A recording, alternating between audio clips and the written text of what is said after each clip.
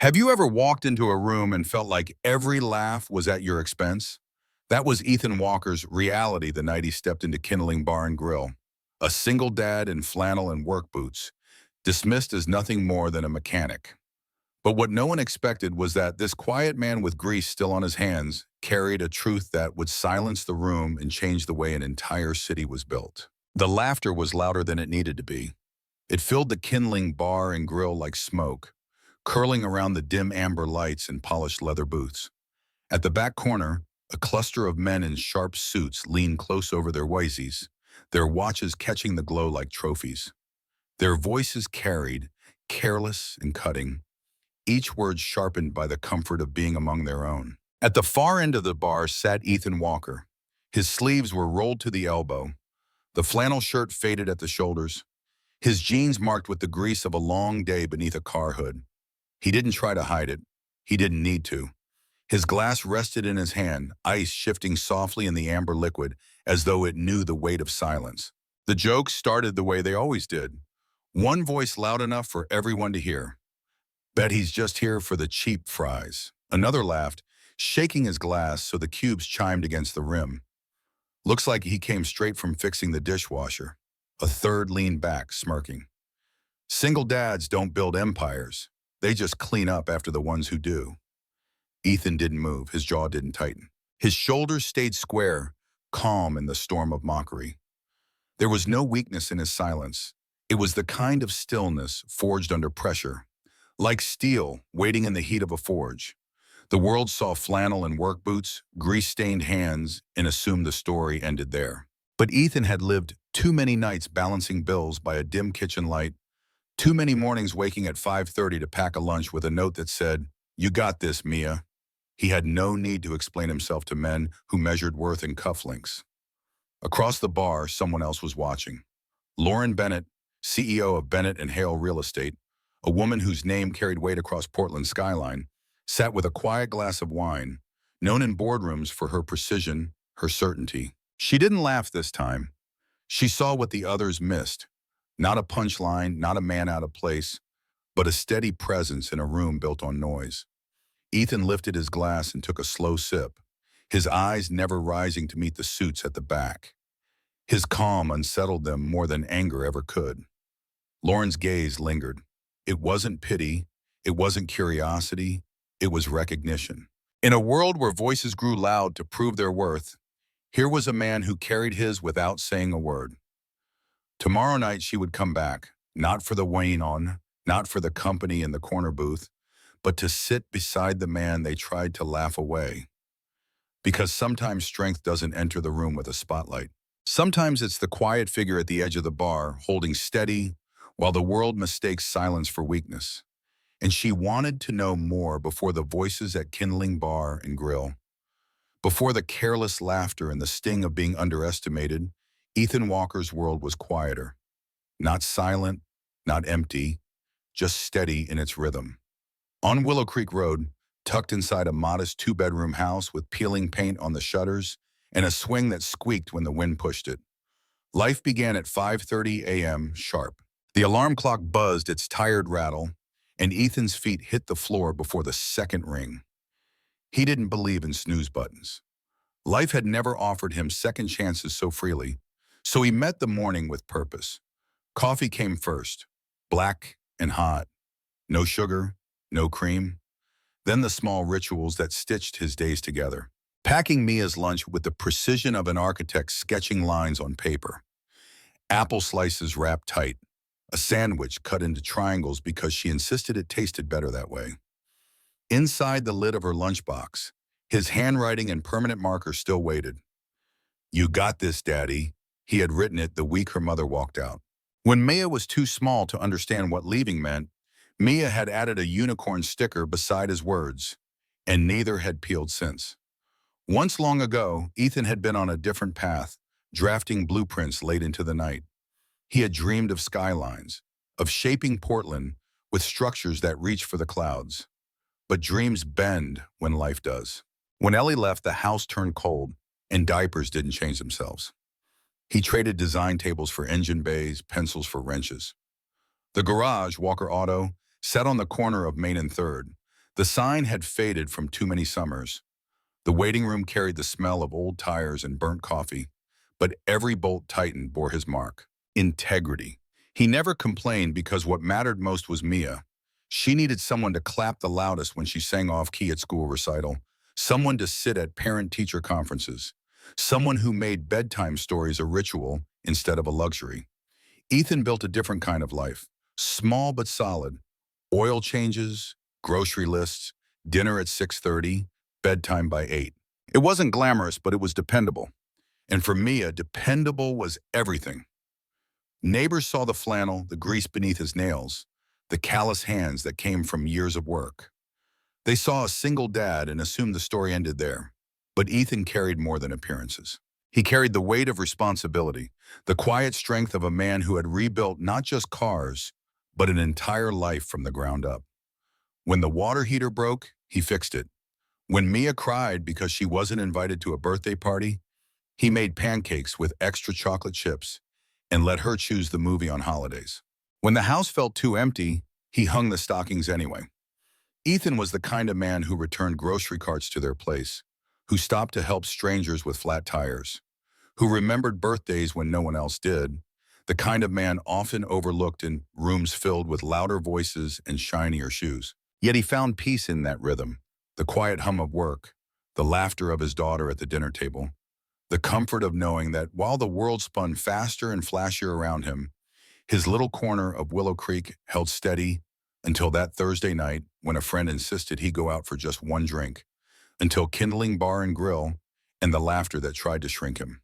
But before all that, he was simply a father, a mechanic, and a man who had chosen to build a life defined not by what was lost, but by what he refused to let go. Ethan never tried to prove himself to the world. He didn't post pictures of packed lunches or late-night projects, didn't look for likes or validation from people who didn't know him. He measured his worth in different ways, in things that rarely made headlines. A working water heater on a freezing night, a roof patched before the rains came, a daughter who fell asleep knowing her father would always be there when she woke. There was no applause when he fixed the leaking faucet in the kitchen.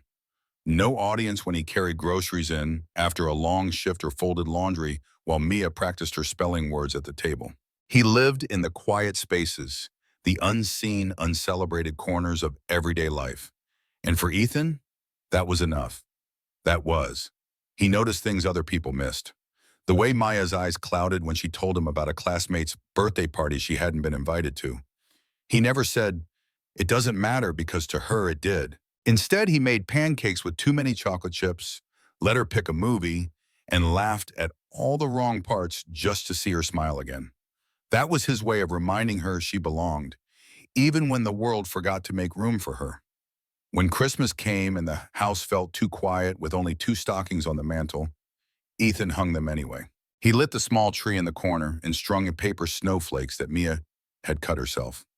It wasn't the holiday he had once imagined, but it was theirs, and, in the glow of the twinkle lights with hot cocoa and chipped mugs, it felt whole enough. People often overlooked him in bigger rooms. They saw the grease under his fingernails, the flannel shirt worn thin at the elbows, the boots scuffed from years of work. They placed him in a box labeled mechanic and never thought to look further. But behind the calloused hands was the mind of a man who once drew buildings that kissed the sky. Behind the steady silence was a heart that carried every burden so his daughter wouldn't have to. Ethan didn't complain about long nights balancing bills after Mia had drifted to sleep, her stuffed giraffe tucked under her arm. He didn't talk about the plans he'd shelved or the dreams he had set aside. He just kept going, one day after another, steady as a metronome. He knew the world rarely noticed men like him, but that didn't matter. His purpose wasn't in being noticed. It was in showing up over and over for the one person who needed him most. There's a quiet kind of strength that doesn't demand attention, a strength that doesn't shout. It fixes what's broken, comforts what's hurting, and keeps moving even when no one is watching. That was the life Ethan Walker lived on Willow Creek Road. And though the world may have overlooked him, he had already built something more enduring than recognition. He had built trust. He had built love. He had built a life that mattered. And that was the man who one Thursday night walked into Kindling Bar and Grill, a man no one expected, but one whose presence would soon change everything. It was Tom, his oldest friend, who finally pushed him. "Just one drink," Tom had said with a grin. "You never go out anymore." Ethan wanted to decline the way he always did. His evenings belonged to routine.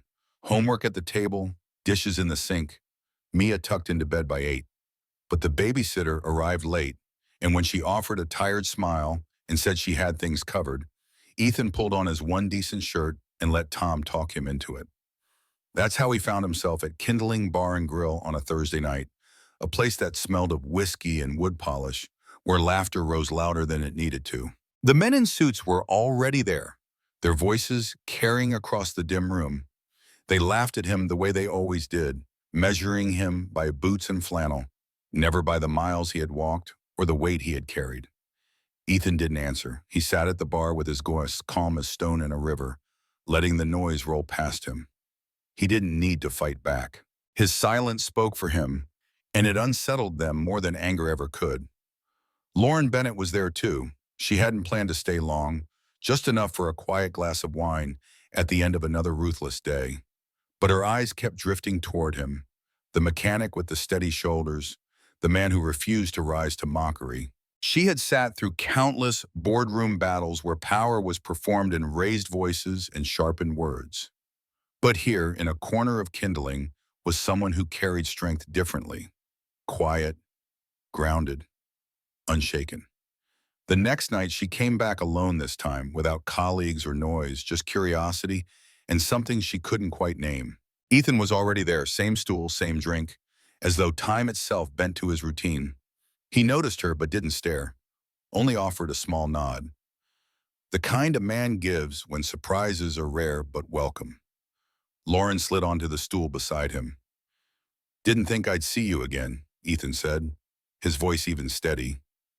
"I didn't either," she replied, smoothing the sleeve of her tailored coat. "But here I am." And then to her surprise, conversation came easily. Not about real estate or engines, not about the worlds they each carried on their shoulders, but about smaller things. The way a grilled cheese sandwich tastes better when cut into triangles. Coffee should always be black, unless you're trying to soften a morning after no sleep. The sound tires make on gravel roads in the fall, a sound that somehow belongs to memory more than to the present. It was simple, it was unguarded, and for Lauren it was something she hadn't felt in years. He didn't try to impress her, didn't even seem aware of the impression he left. He just talked, listened, and laughed once in a while at the kind of details most people rush past around them. The bar still hummed with chatter, with clinking glasses and scattered laughter. But at that stretch of counter, something shifted. In the steady presence of a man the world dismissed, Lauren found herself leaning closer, drawn not to power or polish, but to the kind of authenticity she hadn't realized she was starving for tomorrow. She knew she would return again. The second week at Kindling felt almost like a ritual. Same bar, same stools, same quiet rhythm of two people finding a pocket of peace in a noisy room. Lauren had grown used to these small escapes where conversations weren't about contracts or deadlines, but about the simple weight of everyday life. Ethan never asked for her story, never pressed beyond what she offered. And in that space, she found herself letting go of pieces she hadn't shared in years. But rituals rarely stay untouched. That night, Richard Hale noticed Richard was everything Ethan was not. Tailored suits pressed sharp enough to cut. A voice honed by years of boardrooms where dominance was currency. As Lauren's business partner, he had built his reputation on confidence that bordered on arrogance when he spotted her sitting at the bar, leaning closer than usual to the man in flannel. Something in him twisted, drink in hand, smirk already forming. Richard strode over. "Lauren," he thought, voice dripping with charm, the kind polished by too many investor dinners. "Didn't expect to see you here again." She gave him a polite smile. Sometimes it's good to step away from boardrooms. Richard's gaze shifted to Ethan, lingering just long enough to make his disdain clear. He didn't offer a hand. "And you are Ethan?" he replied simply, meeting Richard's stare without a flinch. "The mechanic," Richard said with a soft scoff, the word dressed as both fact and insult. He turned back to Lauren. "You're full of surprises. I thought we were meeting with investors tomorrow." "Not prepping for a garage sale." Lauren's jaw tightened, but before she could answer, Ethan set his glass gently on the counter. His face remained calm, voice even, but there was a weight beneath the words. You know, he said, sometimes the guy who changes your oil knows more about engines than the one driving the car. Richard chuckled, though the laugh landed flat. Cute. But let's be honest, different leagues. Ethan didn't rise to the bait. He simply leaned forward slightly, his tone quieter but sharp enough to cut through the noise around them. You ever lose a client at 2 in the morning because their brakes failed on the interstate? Richard blinked, thrown off balance. Can't say I have. I have, Ethan said, and I had to look their kid in the eye and explain why the fix came too late. The words hung in the air, heavy, unshakable. The chatter from nearby tables seemed to fade, replaced by the soft hum of the neon light over the bar. Ethan didn't raise his voice, didn't try to impress. He spoke with the kind of gravity that comes only from living through something real. Lauren felt it in her chest, a tightening, a shift. She had spent years surrounded by men who fought for dominance in rooms where the stakes were numbers on paper. But here was a man who understood responsibility in its rawest form. Life and death, trust and failure. The human cost behind quiet work no one applauded. Richard forced a laugh, swirling the amber liquid in his glass as though it might dissolve the silence. Enjoy your small talk, he muttered, turning back toward the corner booth. But Lauren didn't look away from Ethan, her voice softened. You didn't have to do that. He met her eyes calm as ever. I didn't do it for you. And in that moment she smiled, not out of amusement, but out of understanding. She knew. 2 weeks later, Kindling Bar and Grill was louder than usual. Richard Hale had closed the deal of the quarter, a massive development contract that promised to put Bennett and Hale on the national stage. He had invited the entire team out to celebrate. Chest puffed, tie loosened, confidence radiating in every gesture. The booths were filled with polished laughter, glasses raised high, and Richard basked in the center of it all. Lauren hadn't planned on going. Victory parties had always felt hollow to her, more performance than celebration. But when she walked through the door and saw Ethan seated at his usual stool, calm and unbothered in the storm of noise, she found herself drawn in without hesitation. She joined him. Richard noticed instantly. He pushed through the crowd, glass in hand, smirk intact. Lauren, he called loudly, making sure half the room heard. Tell me you're finally going to bring your friend into the big leagues. Or are we still pretending the flannel's just a fashion choice? Ethan didn't flinch. He never did. He swirled the ice in his glass, then looked up slowly, his voice steady. Which deal are we celebrating tonight? Richard's grin widened. The Hearthlight District. Of course, we're tearing down the old warehouse blocks off ETH, putting in condos. Big money, fast headlines. Ethan's brow furrowed. That area's zone mixed use, isn't it? Richard chuckled. Sure, and so you'll have bottlenecks from both residential and commercial lanes, Ethan said. His voice wasn't raised, but the weight of his certainty cut through the chatter around them. And the soil there? It's unstable. I used to work out of a garage 2 blocks from that site, flooded every spring. You're going to need at least 3 foot of soil remediation before laying a foundation. If you don't, those condos will shift within 5 years. He paused, then added softly, fast money, short life. A beat of silence. Richard's grin faltered. That's exaggerated. We had engineers look at it. Lauren turned sharply toward him. Did you check the flood data or last year's redevelopment reports? Richard hesitated. It wasn't relevant. Lauren pulled out her phone, fingers moving quickly. Within moments, her expression hardened. It's right here. Public Works flagged that land for mitigation last fall, and you didn't report it. The bar grew quieter, conversations slowing as eyes turned toward them. Richard shifted uncomfortably, his earlier bravado draining away. Ethan didn't gloat. He didn't lean back with triumph. He simply said, calm and even. You can't build something to last if you ignore what's beneath it. Lauren's gaze lingered on him, something new settling in her chest. Respect. Richard opened his mouth to argue, but found nothing. Around him, colleagues whispered, some pulling out their phones to confirm what they had just heard. The laughter that had once drowned Ethan out had vanished. In its place was silence, thick, uneasy, undeniable. Richard set his glass down harder than he meant to and muttered, enjoy your opinions, before retreating to the corner booth. But the damage was done. The celebration had shifted.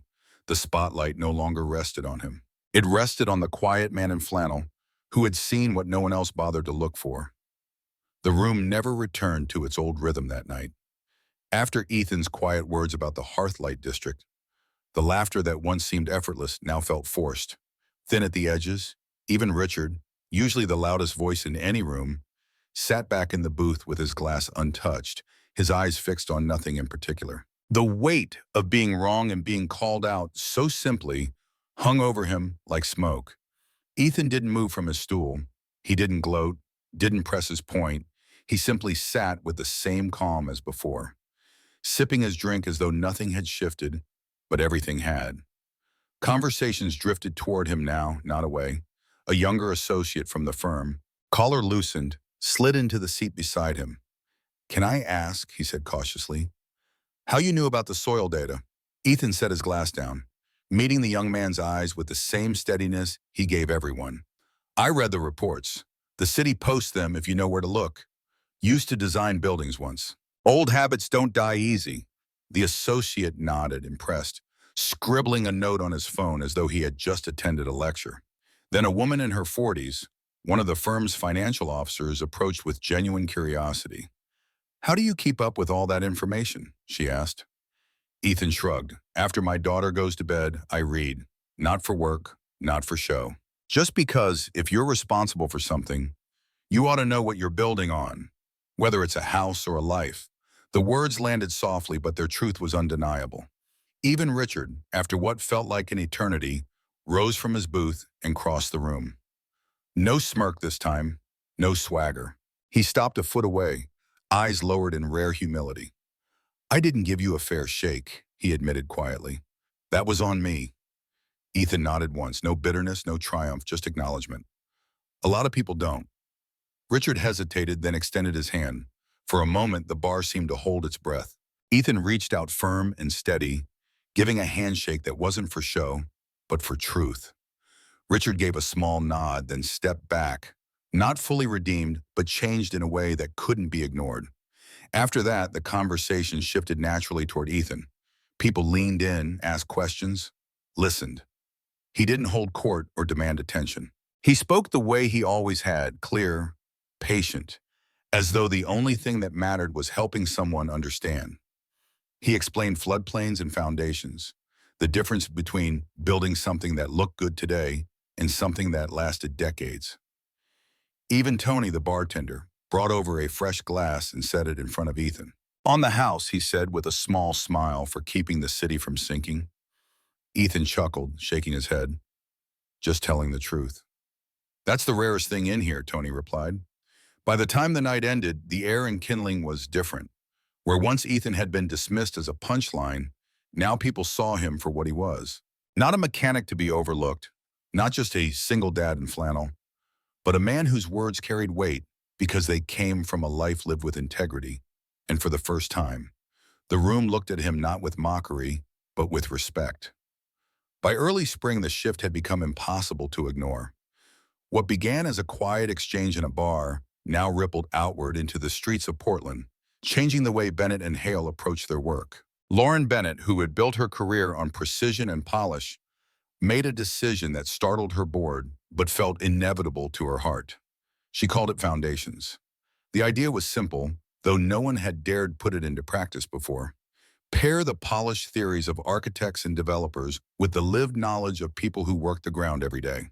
Listen to the voices who knew how water pulled in alleyways after storms, who remembered when basement flooded year after year, who could read the land not from blueprints, but from scars left by weather and time. And at the center of this experiment, she placed Ethan Walker, not as a token face, not as a gesture, but as a lead advisor. Ethan didn't trade his flannel for a suit or his boots for polished shoes. He didn't move into a corner office lined with glass. Most mornings he was still at Walker Auto, sleeves rolled, a wrench in his hand, fixing alternators and brake pads. But 2 or 3 times a week, he met with teams from Bennett and Hale, guiding them through sites the way other men guided tours. The young engineers followed him with clipboards, their boots crunching over gravel while Ethan knelt to run a hand across the soil. "Hear that?" he'd say, tapping a patch of ground that carried a hollow thud. That's water sitting where it shouldn't. You build here without draining it right. Your foundation will shift before the paint dries on the walls. He taught them to listen to the way old beams leaned, to notice the smell of damp wood, to trust the feel of land beneath their feet more than a spreadsheet. These were lessons that didn't come from textbooks, but from years of fixing what other people ignored. Some of the interns started calling him Mr. Walker, others simply Jack of the Ground, though he never cared much for titles. What mattered to him was that people were finally listening, not because he demanded it, but because the truth he carried couldn't be denied. Lauren often joined these walks. Sometimes she brought documents tucked under her arm, but more often she came with 2 coffees and a quiet smile. She listened as much as anyone else, scribbling notes while Ethan explained how frost lines shifted construction schedules or how runoff could ruin a budget if ignored. And though she had sat at tables with the most educated voices in the field, she realized she had never heard wisdom carried so plainly or spoken with so little need for credit. In the evenings, Ethan still drove Mia home, her backpack bouncing in the truck bed, her laughter filling the cab. She often sat on the tailgate while he wrapped up a side talk, her lunchbox in her lap, watching her father explain to suited men how to read the language of the earth. To her, it wasn't surprising.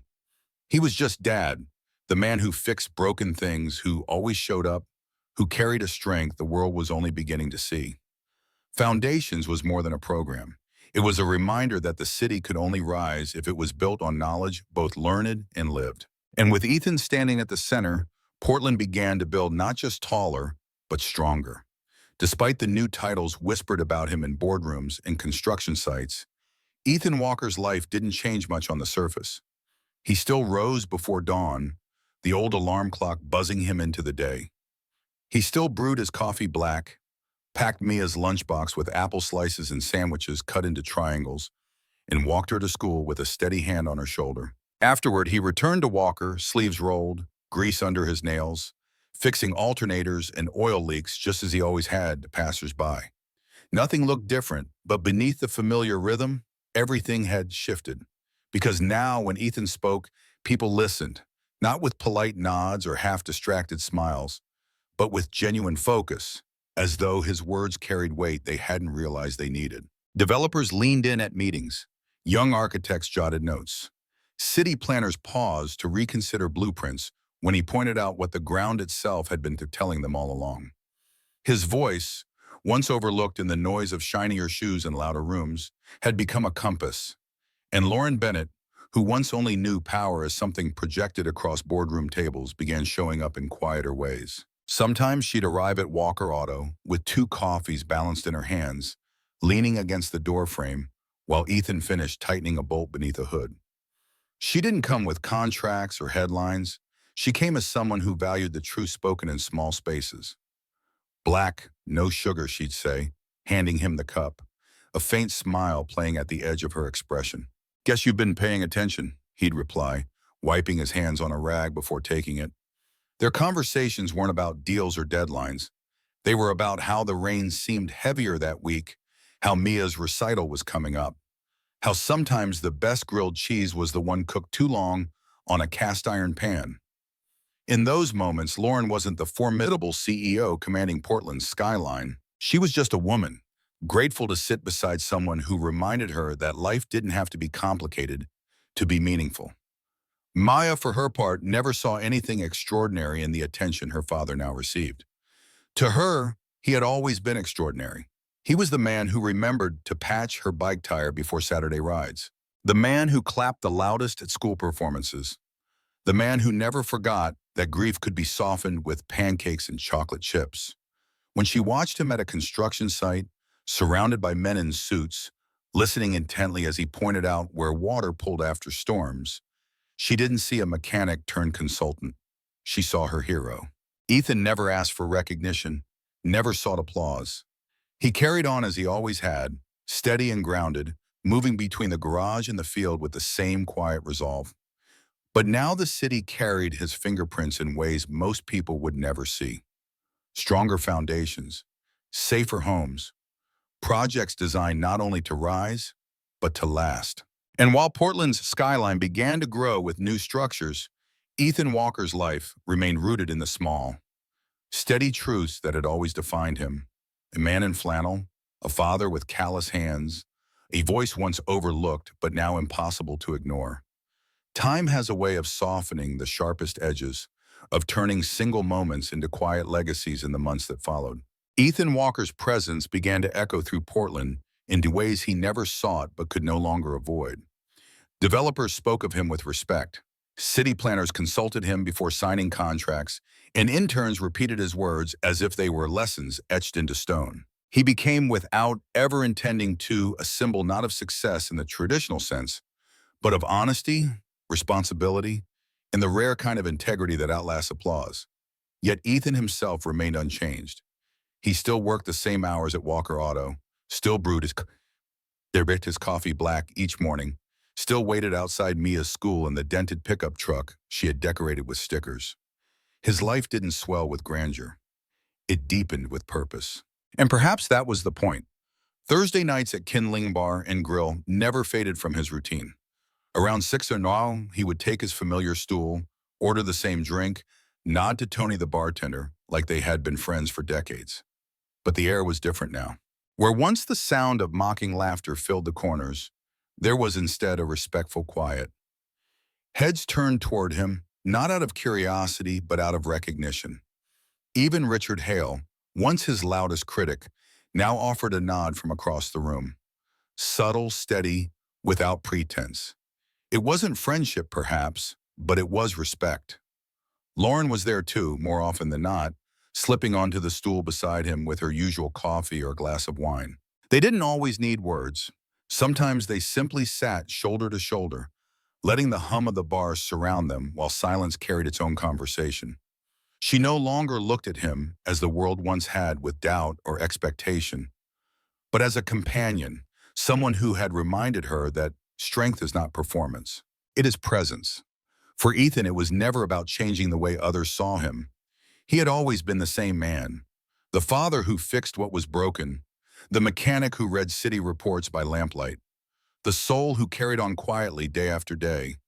What had changed was the world's willingness to finally see him clearly. And that is the truth that lingered long after the laughter faded. Real strength doesn't demand a stage. It doesn't need to shout to be heard. It shows up steady and unshaken in the early mornings, in the late nights, in the hands that keep building when no one is watching. Ethan Walker never chased greatness. He simply chose to be present for the people who depended on him, to carry the responsibility without complaint, to stand firm when others faltered. And in doing so, he became something greater than the suits in the back booth ever imagined. A reminder that the truest power lies not in noise, but in the quiet endurance of love and duty. So when you picture him now, don't see the man mocked for his flannel or his work boots. See the man at his familiar stool in Kindling Bar and Grill, calm and steady, surrounded by a city built stronger because he cared enough to notice what others overlooked. And remember, this real strength is never loud. It is the quiet kind, born of devotion, lived out in ordinary days, and carried forward for the ones we love. What if I asked you to pause and reflect on the essence of Ethan Walker's journey in this story?